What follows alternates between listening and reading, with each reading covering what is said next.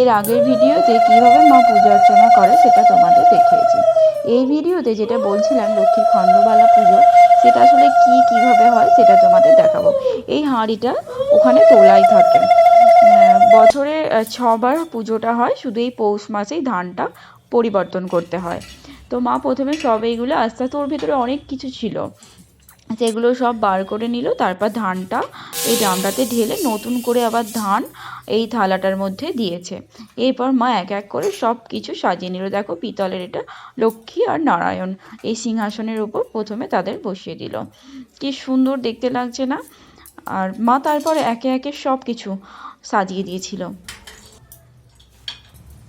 দেখো ওটা হচ্ছে যে সিঁদুর কৌটো, তারপরে ছিল, কড়ি ছিল, হলুদ ছিল, বরণ ডালায় যেগুলো থাকে সেগুলো, আর কত রকমের শঙ্খ ছিল।